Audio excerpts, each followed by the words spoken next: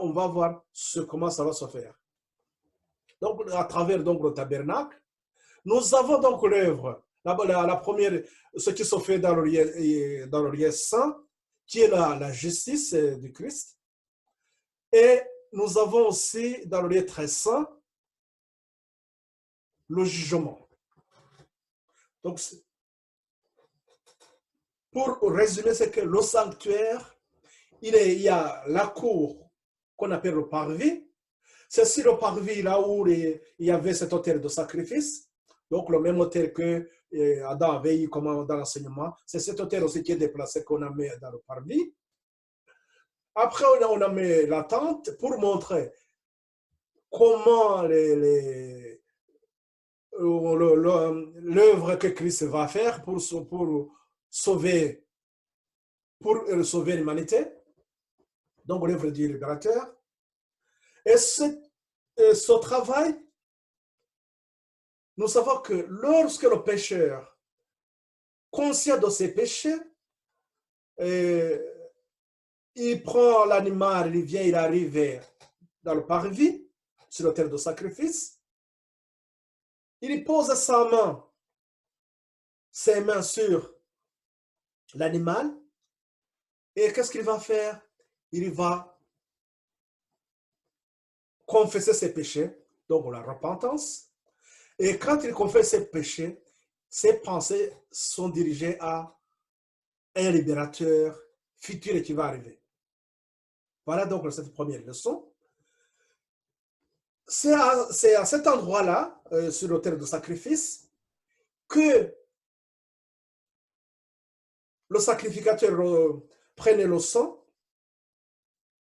et il rentrait dans le lieu saint et il aspergeait le sang sur la voile qui sépare le lieu, c'est le lieu très saint. C'est-à-dire que, symboliquement, le pécheur a transféré ses péchés sur l'animal. Les péchés qui étaient sur l'animal, donc ils sont aussi transférés dans le lieu saint par le sang que cet animal a versé. Ça se faisait tous les jours. Mais une fois par an, le grand sacrificateur, lui, il rentrait dans le lieu très saint pour demander pardon à tout le peuple. Lorsqu'il sortait de ce lieu très saint, donc lorsque le pardon est accordé, il revenait, il y avait deux boucs. Il y avait un qui était symbolisé à Satan, qu'on appelait Azazel. Ce bouc, on transfère donc les péchés qu'on a pris du lieu très saint, on les mettrait sur la tête de ce bouc. Et ce bouc, on allait le jeter loin dans le désert. Et ce bouc correspond, c'est le symbole de Satan. Ça, c'était une leçon, c'était une façon dont Dieu montrait comment ce conflit de Genèse 3.15, comment va se terminer. Comment Satan, il aura sur sa tête tous les péchés dont il est l'auteur, dont c'est lui l'instigateur, il aura tous ces péchés sur sa tête et il sera jeté loin. Et c'est comme ça que le peuple sera délivré et c'est comme ça que nous serons délivrés. Donc voilà en quelques mots la question de comment comment Adam a été sauvé.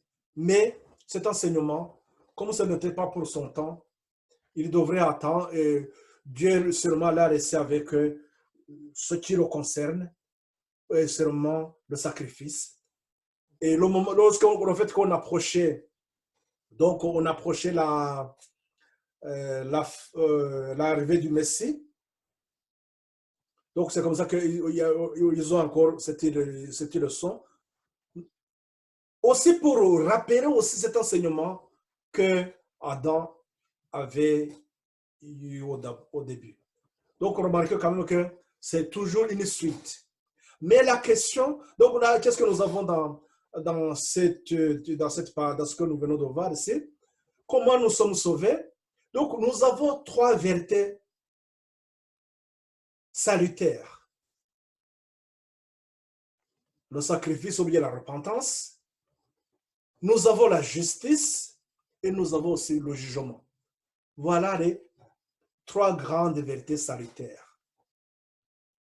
Ces trois grandes vérités salutaires, c'était donc l'œuvre maintenant que Christ allait faire. C'était question de se poser la question, quand est-ce que cela va arriver? Quand est-ce que cela va arriver? Excusez-moi, je reviens un peu en arrière, un peu.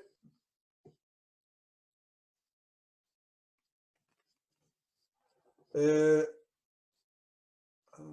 seconde.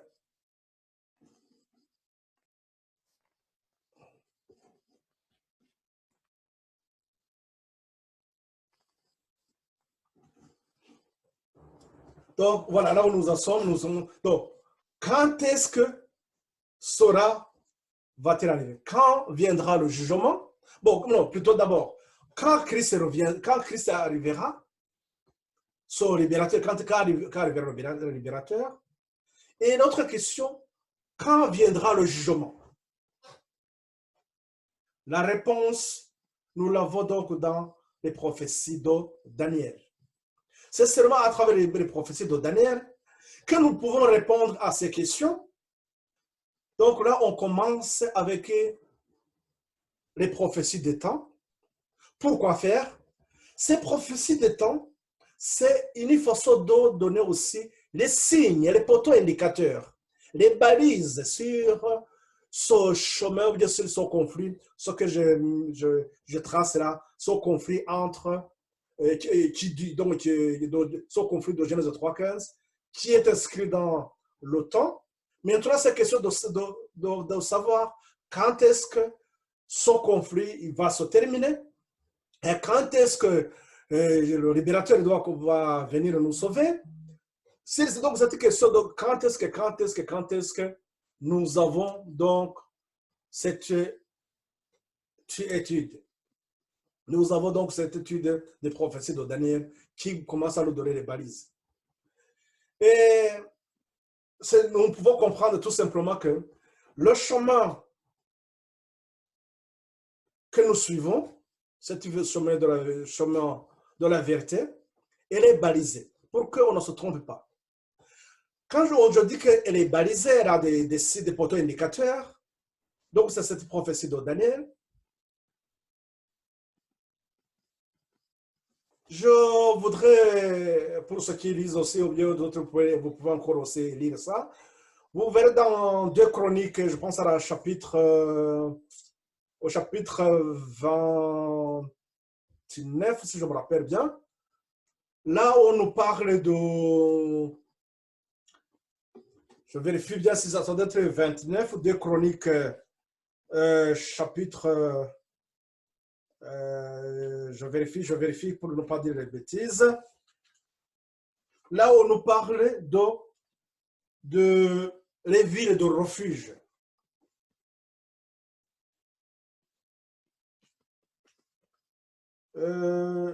Non, pardon, c'est pas ça. Là, non, ça c'est autre chose. Non, pardon, je me suis trompé. C'est pas dans les villes de refuge, c'est dans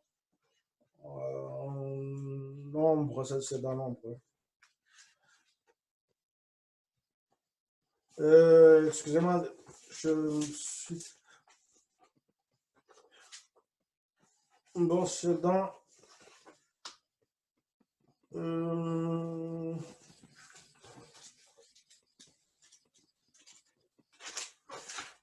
Bon, peu importe, c'était pas ça le texte que je... C'était pas de très... On y reviendra plus tard. Donc, c'est que ça, donc là, on nous parle des villes de refuge. Dans les villes de refuge, c'est lorsque quelqu'un qui a péché par accident, le fait que son péché était mortel, il risquait d'être tué, il devrait courir et aller beaucoup plus vite et arriver dans la ville de refuge. Et lorsqu'il est arrivé là-bas, donc là, il vit sauve. Et on nous dit que ce chemin devrait être balisé, devrait avoir des signes pour que les personnes ne se trompent pas. Ça, ce n'était pas seulement pour... c'était aussi une image de nous montrer que ce chemin que nous suivons, c'est un chemin aussi qui doit avoir les balises pour nous montrer là où nous en sommes, pour comprendre là où nous sommes dans le temps. Et d'ailleurs, nous avons les paroles que nous avons dans Amos 3 à 3 à 7, que tout ce que Dieu fait, d'abord, il nous met, il nous avertit. Donc, il y a des avertissements. Sur ce chemin que sur ce chemin, nous sommes avertis. Donc, ces deux chemins que nous avons, donc le chemin conduit par Christ et l'autre conduit par Satan, c'est ce que nous avons aussi dans Matthieu, donc au 7 et 13. Nous avons un petit chemin et le chemin étroit est chemin, un grand chemin, là où passe une multitude. Bon, donc pour revenir sur ce que nous vous disions, c'est que Daniel, les prophéties de Daniel, c'est pour marquer les balises, pour nous montrer le temps. Qu'est-ce qui se passe? Donc, c'est que on ne savait pas quand est-ce que Jésus allait commencer son ministère, comme donc le libérateur. On ne savait pas, on savait pas aussi quand viendra le jugement. Et la suite, c'est qu'on nous dit que dans ce qui se passe, c'est que dans cette partie, remarquez quand même que nous revenons encore sur notre première ligne. C'est notre première ligne. Donc, là où il y a les conflits. Donc, on ne savait pas quand viendra le libérateur. Mais donc, il y a eu les dates qui ont été marquées. Donc, c'est l'an 27 et l'an 1844.